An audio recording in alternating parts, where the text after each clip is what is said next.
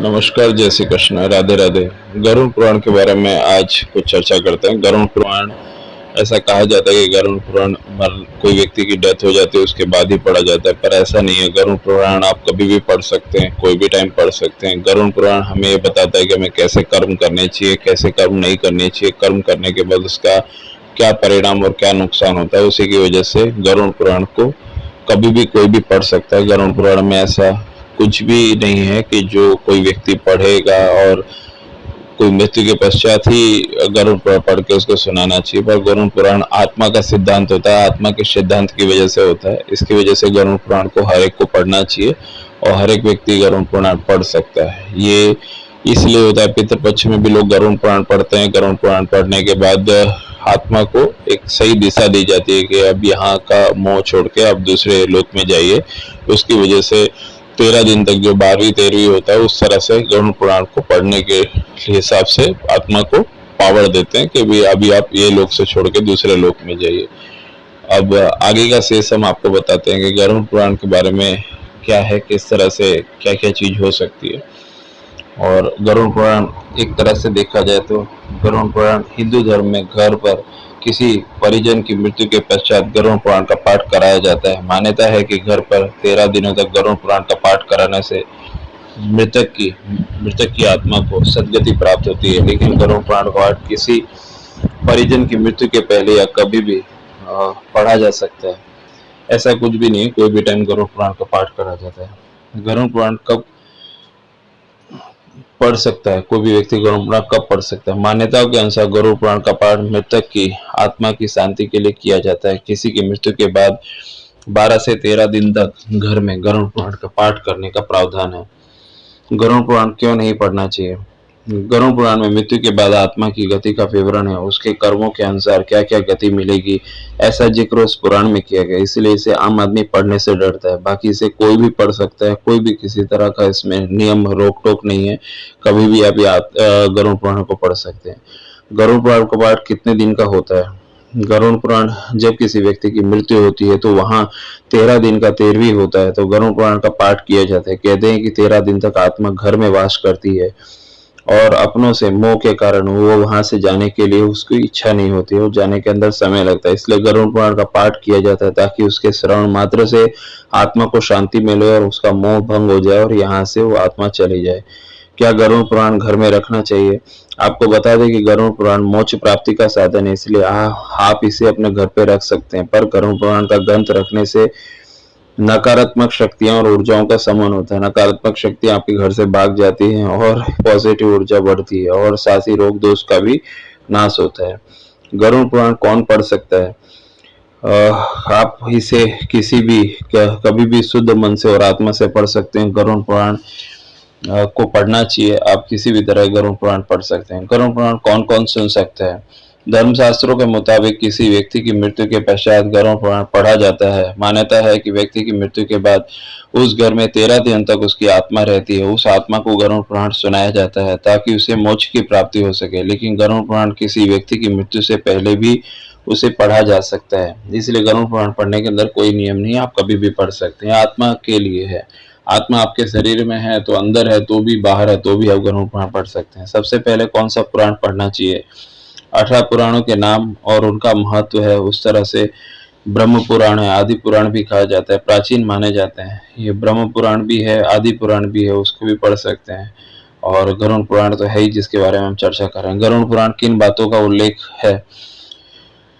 इसके पाठ में कहा गया है कि ब्रह्मांड, विज्ञान और पौराणिक कथाएं, देवताओं के बीच संबंध, नैतिकता, अच्छाई और बुराई, हिंदू दर्शन के विभिन्न स्कूल, योग तथा गुरुकुल तथा सिद्धांत, कर्म और पुनर्जन्म के साथ स्वर्ग और नरक का सिद्धांत और पैतृक संस्कार और समाज शास्त्र, नदियां शामिल हैं और भूगोल और खनिजों और पत्थरों के ऊपर पत्थरों के प्रकार और रत्नों की परीक्षण विधि है। ये सब गरुड़ पुराण में ये सब बातों का जिक्र है। गरुड़ पुराण के अनुसार मृत्यु के बाद क्या होता है? गरुड़ पुराण के अनुसार मरने के बाद आत्मा लंबा समय तय करती है, लंबा सफर तय करती है और आत्मा को यमलोक में ले जाया जाता है। वहां यमराज उसके सामने अच्छे बुरे कर्मों का हिसाब करते हैं। गरुड़ पुराण पढ़ने से लोग क्यों डरते हैं? गरुड़ पुराण क्यों नहीं पढ़ना चाहिए? ऐसा लोगों के मन में भ्रम होता है। गरुड़ पुराण पढ़ने से लोग डरते हैं। गरुड़ पुराण में मृत्यु के बाद आत्मा की गति का वर्णन है, उसके कर्मों के अनुसार क्या क्या गति मिलेगी, ऐसा जिक्र इस गरुड़ पुराण में हुआ है। इसकी वजह से व्यक्ति या पारिवारिक लोग डरते हैं, इसलिए इसे आम आदमी पढ़ने से डरता है। पर गरुड़ पुराण के अंदर कभी भी आप पढ़ सकते हैं, इसके अंदर कोई नियम नहीं है। गरुड़ पुराण के अनुसार मृत्यु से पहले क्या होता है? गरुड़ पुराण में बताया जाता है कि जब एक आत्मा शरीर त्यागती है तब सबसे पहले वो यमलोक जाती है। वहां यमदूत 24 घंटे के लिए आत्मा को रखते हैं और व्यक्ति के कर्मों को दिखाया जाता है। 24 घंटे पूर्ण होने के बाद आत्मा को पुनः अपने परिजनों के पास 13 दिनों के लिए भेजा जाता है, जहां उसका संपूर्ण जीवन बीता था। इसको ध्यान से सुनिए।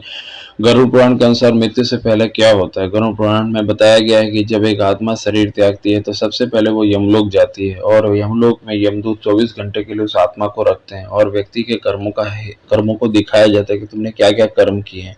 24 घंटे बाद पूर्ण होने के बाद आत्मा को पुनः अपने परिजनों के पास 13 दिनों के लिए भेजा जाता है, जहाँ उसका संपूर्ण जीवन बीता था। वो चीज वो देखता है। ऐसा बोला जाता है कि जब व्यक्ति मर जाता है तो घर के अंदर ही वो कोई जगह पे छत पे बैठ के या पीपल के पेड़ के पास में या कोई ऊंचाई पे बैठ के घर के अंदर ही वो ये सब देखता रहता है। ऐसे काफी प्रमाण मिले हैं जिसमें ऐसा होता है कि वो देखता रहता है। तो इसलिए 13 दिन तक उस मरे हुए मृत व्यक्ति के बारे में कोई भी बुरा भला बोलता है तो भी आत्मा को कष्ट पहुंचता है। वो सब देखता रहता है कि उसकी पत्नी क्या बोल रही है, उसके पति क्या बोल रहे हैं, और वो सब देख के वो अपनी तरफ से अपनी प्रतिक्रिया सोचता है। इसकी वजह से 13 दिन तक जो मृतक व्यक्ति है उसके बारे में जो भी बोला जाता है, जो भी उसके बारे में डिस्कस किया जाता है, वो सब मृतक व्यक्ति की आत्मा उसी घर के अंदर कोई ऊंचाई पे बैठ के वो सब सुनती होती है। ऐसा बोला जाता है जैसे कोई पास में कोई पेड़ है तो पेड़ के ऊपर बैठ के वो सुनती है, या घर की छत के ऊपर ऊंचाई पे बैठ के सुनती है। वो सब देखती है 13 दिन तक, पूरा का पूरा वो सब देखती है।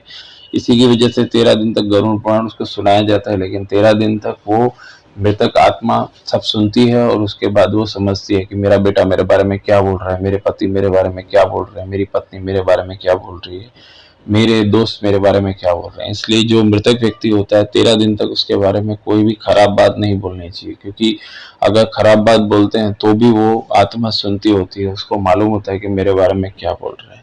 ये बात बहुत महत्वपूर्ण है, इसको काफी लोग नहीं समझते, बोलते हैं मर गया, पर ऐसा नहीं होता है। 13 दिन तक वो पूरा का पूरा वहीं पे बैठे बैठे सब सुनता होता है, उसकी आत्मा वहीं मौजूद होती है। क्यों गरुड़ पुराण मौत के बाद पढ़ने के लिए कहा गया है? परिवार में जब किसी व्यक्ति की मृत्यु हो जाती है तो उसके बाद 13 दिनों तक घर में गरुड़ पुराण का पाठ किया जाता है। चूंकि गरुड़ पुराण में मृत्यु और मृत्यु के बाद आत्मा के सफर को लेकर विस्तार से बताया गया, इसलिए गरुड़ पुराण को मोटे तौर पर मुख्य संबंध मृत्यु से जोड़ दिया गया है। क्योंकि वो मरने के बाद पढ़ा जाता है, इसकी वजह से उसका संबंध मृत्यु से जोड़ दिया जाता है। लेकिन जीते जी भी तो अच्छे कर्म करने चाहिए, अच्छे कर्म करने चाहिए, इसलिए जीते जी भी ये समझना चाहिए कि कैसे कर्म करने चाहिए। वो गरुड़ पुराण में वो सब चीज लिखा है। जो मॉडर्न साइंस जो बातों को नहीं समझ पाया, मॉडर्न साइंस उस पर रिसर्च कर रहा है, हमारे पहले के ऋषि मुनि ने सब पूरा का पूरा पहले ही लिख दिया कि 13 दिन तक आत्मा घूमती है, 13 दिन के बाद ये प्रोसेस होती है। इसकी वजह से हमारे पहले के ऋषि मुनि ने जो लिख दिया वो बिल्कुल सनातन सत्य है। उन्होंने पहले ही लिख दिया कि ये चीज होती है और आत्मा इस तरह से एक शरीर को छोड़ के दूसरे शरीर में प्रवेश करती है। तो इसलिए हमारे ऋषि मुनि ने जो लिखा है वो बिल्कुल सत्य वचन लिखा है। गरुड़ मंत्र क्या होता है? गरुड़ पुराण को कभी भी सुना जा सकता है। गरुड़ पुराण में एक ऐसा मंत्र है, यदि उसे सिद्ध करके मृत व्यक्ति के कान में फूंक दिया जाए तो उसके शरीर में फिर से प्राण वापस आ जाते हैं। ये मंत्र भी कहा जाता है और इसके अंदर गरुड़ पुराण में कभी भी सुना जा सकता है। गरुड़ पुराण में एक ऐसा भी मंत्र कहा जाता है कि यदि सिद्ध करके वह मृत व्यक्ति के कान में बोल दिया जाए तो मृत व्यक्ति के शरीर में वापस से प्राण आ सकते हैं। ऐसा कहा गया है। अभी किसी ने इसको ट्राई किया हो तो बात दूसरी है, लेकिन इस तरह से ऐसा कहा गया है कि एक ऐसा मंत्र है जो मंत्र गरुड़ पुराण में कहा गया है कि जिसको सिद्ध करके अगर बोला जाए तो उसके बाद व्यक्ति के मृत शरीर के अंदर प्राण आ सकते हैं। ऐसा गरुड़ पुराण में कहा गया है। गरुड़ पुराण का रहस्य क्या है? गरुड़ पुराण के अनुसार व्यक्ति ने जीवन में जो भी कर्म किए हैं उसकी मृत्यु के बाद उसी के आधार पर स्वर्ग और नरक लोक की प्राप्ति होती है। वहीं गरुड़ पुराण में मनुष्य के अगले जन्म से जुड़ी बातों का भी जिक्र मिलता है। माना जाता है कि मनुष्य के कर्म ही निर्धारित करते हैं कि अगले जन्म में किस रूप में जन्म लेगा। उसके कर्म के हिसाब से डिसाइड होता है कि वो अगले जन्म में कौन सा घर में जन्म लेगा, क्या होगा, स्वर्ग नरक। अच्छे कुछ लोग जन्म के साथ ही बहुत ज्यादा सुख सुविधाओं से होते हैं, कुछ लोग जन्म के साथ ही उनको एक रोटी का टुकड़ा भी नहीं मिलता, उनके कर्मों का परिणाम है। गरुड़ पुराण में कितने पेज होते हैं? गरुड़ पुराण में कितने पेज होते हैं? गरुड़ पुराण में 200 पेज होते हैं या 150 पेज होते हैं। गरुड़ पुराण अवेलेबल है, अब गरुड़ पुराण आप लेके ऑनलाइन लेके पढ़ भी सकते हैं। गरुड़ पुराण में बहुत सारी जानकारी लिखी हुई है, आप उसको पढ़ सकते हैं। और छोटी सी किताब है, इसमें 16 अध्याय हैं, आप इसको पढ़िए, पढ़ेंगे तो भी आपको काफ़ी नॉलेज मिलेगा। पर गरुड़ पुराण एक दिव्य पुस्तक है। स्वर्ग में जाने के बाद क्या होता है? यदि आत्मा स्वर्ग में जाती है तो वहाँ अनंत समय तक नहीं रहना होता है। जैसे कि उसके सत्कर्मों का प्रभाव खत्म हो जाता है तो वह आत्मा भूलोक में लौटती है। पृथ्वी पर आत्मा का उसी तरह आना जाना होता है, योनि में आना जाना होता है, जिस तरह से सत्कर्मों से मोक्ष न प्राप्त कर ले। जब तक वो मोक्ष नहीं प्राप्त करता तब तक आत्मा को आना जाना लगा रहता है। स्वर्ग नरक जाती है, फिर जन्म लेती है, स्वर्ग नरक जाती है, फिर जन्म लेती है। गरुड़ पुराण में कितने अध्याय होते हैं? गरुड़ पुराण की रचना की गई, जिसमें बहुत सारे अध्याय हैं, जिसको 2 भागों में पूर्व खंड और उत्तर खंड में विभाजित किया गया है। पूर्व खंड में जीव और जीवन के संबंध में उसको दर्शाया गया है। इसके अंदर एक जगह पे जिसमें 2 भाग कहा गया है, पूर्व खंड और उत्तर खंड, जिसमें विभाजित किया। पूर्व खंड में जीव और जीवन के संबंध में उसको समझाया गया है। गरुड़ पुराण का पहला अध्याय क्या है? प्राचीन समय की बात है, नैमिषारण्य क्षेत्र में सौनक जी आदि ऋषियों ने अनेक महर्षियों के साथ 7000 वर्ष पर्यंत चलने वाले यज्ञ को प्रारंभ किया, जिसमें उन्हें स्वर्ग की प्राप्ति हो सके। ये गरुड़ पुराण का पहला अध्याय के बारे में कहा गया है। मृत्यु के बाद गरुड़ पुराण कब पढ़ना चाहिए? ऐसे में गरुड़ पुराण का पाठ तभी करना चाहिए जब किसी की मृत्यु हो चुकी हो, वो भी अंतिम संस्कार के दिन से शुरू करके सामान्यतः 90 दिन तक प्रतिदिन 2 अध्याय करना चाहिए। 90 दिन प्रतिदिन 2 अध्याय करना चाहिए। सबसे अच्छे पुराण कौन से? पुराण नामित कई ग्रंथों में से सबसे महत्वपूर्ण महापुराण व प्रमुख पुराण है। पुराण कौन सा पढ़ सकते हैं? उसके कर्मों के अनुसार क्या क्या गति मिलेगी, ऐसा जिक्र इस पुराण में है, इसलिए इसे आम आदमी पढ़ने से डरता है। बाकी इसे कोई भी पढ़ सकता है। पुराण पढ़ने के लिए कोई नियम नहीं है।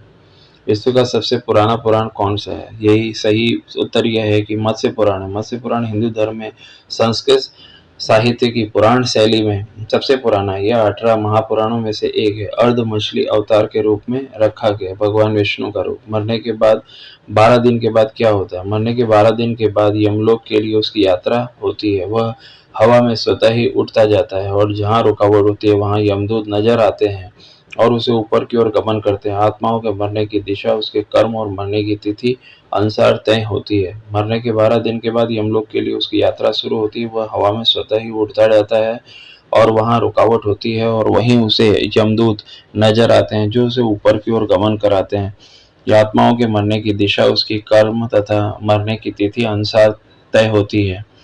मरने के कितने दिनों के बाद दूसरा जन्म होता है? पौराणिक शास्त्रों के अनुसार पुनर्जन्म मृत्यु के तीसरे दिन से लेकर 40वें दिन में होता है। पौराणिक शास्त्रों के अनुसार पुनर्जन्म मृत्यु के तीसरे दिन से लेकर 40वें दिन में होता है। शरीर से प्राण कैसे निकलता है? प्राण वायु के साथ अंगूठे के आकार का एक अदृश्य जीव निकलता है, जिसके गले में यम के दूत पास बांध के रखते हैं, अंगूठे के आकार का, और अपने साथ यमलोक लेकर जाते हैं। इस तरह मृत्यु से बड़े पापी की व्यक्ति की होती है। शास्त्रों के अनुसार मुंह से प्राण वायु का निकलना बड़ा ही शुभ है। इस तरह से प्राण निकलना धर्मात्मा व्यक्ति का ही संभव है।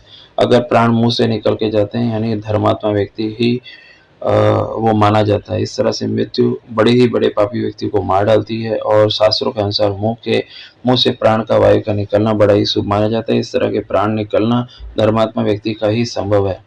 मृत्यु आने से पहले क्या संकेत देती है? परछाई दिखाई देना बंद हो जाती है। परछाई दिखाई देना हो जाती है बंद।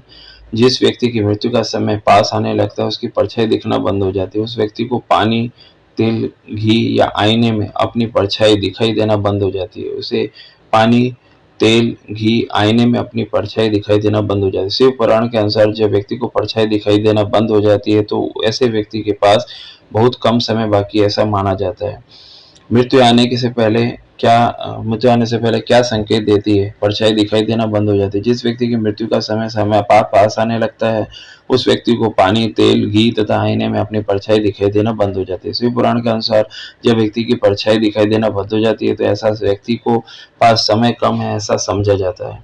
मरने के पहले यमराज के 4 संकेत कौन से हैं? बालों का सफेद होने लगता है, बाल सफेद होने लगते हैं, दांत टूटने लग जाते हैं तथा आंखों की रोशनी कमजोर होने लगती है, शरीर के अंगों का सही से काम न करना।